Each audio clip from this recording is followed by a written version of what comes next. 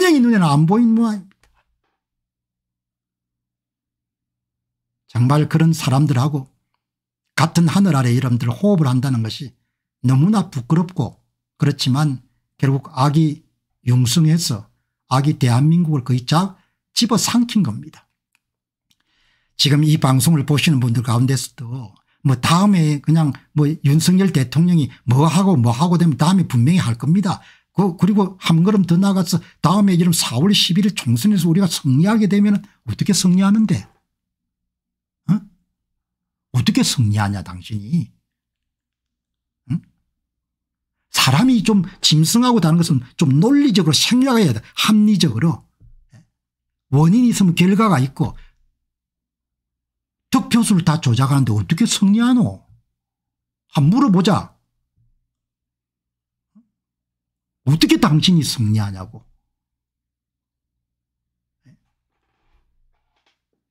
여러분 그렇지 않습니까? 합리적으로. 윤석열 대통령이 등장하고 나서 첫 번째 공직선거도 조작했다. 두 번째는 더 화끈하게 조작했다. 세 번째는 더욱더 화끈하게 조작했다. 네 번째는 뭡니까? 이것들이 그냥 조작해도 아무 말 안 하네. 그냥 막 짓밟아. 조선 사람들 막 짓밟아. 윤석열이 꼼짝 못해.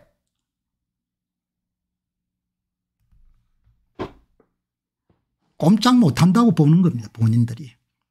윤석열이가 밖으로 나가서 무슨 자윤이 정인이 무슨 법친이 떠들어도 말짱 헛짱이기 때문에 네가 못 다룬다 이야기. 네가. 김기현이 네가 절대 선거 부정 문제를 그냥 개봉 못 시킨다. 그래서 우리는 그냥 무자비하게 그냥 너를 밟는 거다. 그 밟는 1탄이 이번에 시운전을 해본 것이 여러분들 2022년도 6월 1일 전국 동시지방선거고 그다음 한 번 정도 여러분 더 해본 것이 2023년도 4월 5일 보궐선거고 그때 확신을 느낀 거죠. 이 친구들은 자기 텃밭인 울산 남구 나의 구의원 선거인 기초위원 선거를 무자비하게 조작하더라도 아무 말 못하구나. 심지어 울산 교육감 선거에 35%를 조작하더라도 이 우파 인간들은 아무도 이야기를 못하구나. 그래 그러면 이번에 한 50% 조작해 줄게. 이렇게 나온 겁니다. 제가 더불당의 여러분들 586 운동권으로서 선거 승리 기획을 씌우는 시나리오를 맡은 여러분들 모사꾼이면은 다음에도 여러분들 한 50% 조작할 것 같아요. 뭐 선거 부정 알려지더라도 웩웩 하는 사람들은 얼마 안 될 테니까 대개는 다 돼지 개라고 보니까 아무 말 안 할 거고 더더욱 윤석열이라는 사람은 입 다물 거니까 그렇게 해서 넘어가는 겁니다. 오늘 여러분이 보시다시피 이렇게 조작을 한 겁니다. 사전투표 득표율을 이렇게 15.50에서 22.92% 올린 다음에 더불어민주당 후보가 확실히 승리할 수 있도록 37,100표 정도의 유령 사전투표 다수를 만든 다음에 그거를 모든 투표소에 다 집어넣어 가지고 표를 밀어준 겁니다.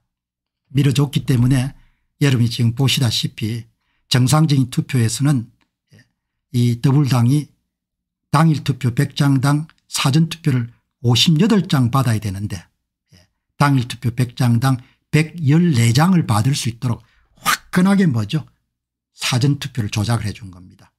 그래서 그 결과로 당일 투표율이 49%인데 사전투표율이 65%로 사전 빼기 당일이 16%가 나온 겁니다. 이거는 통계학의 대수의 법칙을 전면적으로 위반한 겁니다.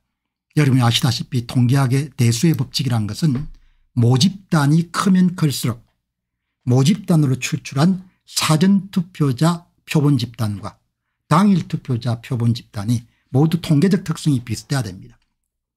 표본수가 클수록 특정 후보의 총득표율과 특정 후보의 사전투표 득표율과 특정 후보의 당일 투표 득표율이 같거나 비슷해야 된다는 거죠. 그걸 정면으로 위반한 겁니다. 이런 것이 밝혀졌음에도 불구하고 무자비하게 하는 겁니다. 좌익들이 갖고 있는 특성입니다. 이제 아무도 두려워하지 않습니다. 이제는 누구도 두려워하지 않고 우리는 오로지 총선을 통해서 입법 권력을 장악하고 대선을 통해서 좀 대선을 좀 장악한 다음에 그다음에 결국은 일당 지배체제로 가는 겁니다. 그리고 일당 지배체제가 가는 가장 여러분들 유사한 모습은 베네수엘라를 보시면 그대로 여러분들 가는 길이 보일 겁니다. 한국은 무역을 통해서 먹고 사는 나라이기 때문에 여러분들 일당 지배체제가 이런 윤리가 되면은 모든 분야의 정실주의와 연고주의가 성행할 겁니다. 기업에 여러분들 취업을 시키는 것도 방송사에 취업을 시키는 것도 의학 전문대학 여러분들 입학하는 것도 법과 전문대학 들어간 것도 다 아름아름입니다. 그럼 아름아름에 누가 이런 큰 힘을 가집니까? 정치 권력을 진 사람들이 배분 권한을 갖고 있습니다. 그래서 모든 사람들이 뭐죠? 장기 권력을 장악한 사람들에게 줄을 서는 겁니다. 그게 베네수엘라 모습이 그대로인 겁니다. 하늘 아래 새로운 거 하나도 없습니다. 그래서 다른 나라 사례들을 열심히 보고 역사적 사례를 보시게 되면은 우리가 갈 길이 나오는 겁니다. 그래서 한국이 그냥 그렇게 가는 겁니다. 미국은 여론 중심의 국가이기 때문에 문재인 정권과 같이 이런들 반미 색채가 강한 정권이 등장해 가지고 두세 번 정도 이런들 계속 미국하고 이런들 그거 하게 되면 미국이 떠날 수밖에 없겠죠. 그리고 여름 워싱턴 DC에 그 연구직에 여름 종사하는 사람들은 궁극적으로 결국 뭡니까? 한국이 중국에 뭡니까? 붙을 수밖에 없다는 것을 받아들이는 사람이 많습니다. 역사적인 맥락에서. 한미 관계라는 것이 그냥 짧은 관계입니다. 5,000년 역사에 그냥 노예로 살았지 않습니까? 중국의 노예로. 그게 이름 재현될 겁니다. 그러니까 긴 시야로 보게 되면은 마음은 아프지만 그냥 원래 상태로 돌아가는 겁니다. 노예 상태로. 그리고 그 노예 상태를 만들기 위해 가지고 특정 정치 세력이 자신들이 꿈꾸는 세상을 만들기 위해 가지고 선거를 장악하고 그 장악된 선거를 정확하게 인지하면서도 그걸 막아야 될 역할을 수행해야 될 대한민국의 여건과 우파 교육의 지도자들이 다 침묵을 한 겁니다. 여러분 대한민국의 우파라고 스스로 이름 명칭을 붙인 분 가운데 선거 부정 문제를 거론하고 국민의 참정권을 지키기 위해 가지고 노력한 사람이 누가 있습니까?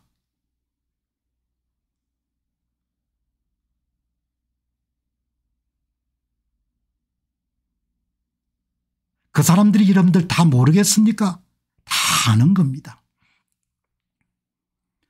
다 알지만 이런 부정선거에 입을 다물었기 때문에 다 출시를 하는 겁니다. 오세훈이 몰랐겠습니까? 김진태가 몰랐겠습니까? 나경원 씨가 몰랐겠습니까? 예. 다 정치를 해야 되기 때문에 입을 그냥 다무는 겁니다. 여러분 이렇게 국가의 존망이 갈리고 자신의 미래와 아이들의 미래가 여러분들 달려있는 이 중대한 일에 대해서 대한민국의 지식인 가운데 여러분들 이 문제를 좀 자기 분야에서 나름대로 이렇게 목소리를 높인 사람들이 누가 있습니까?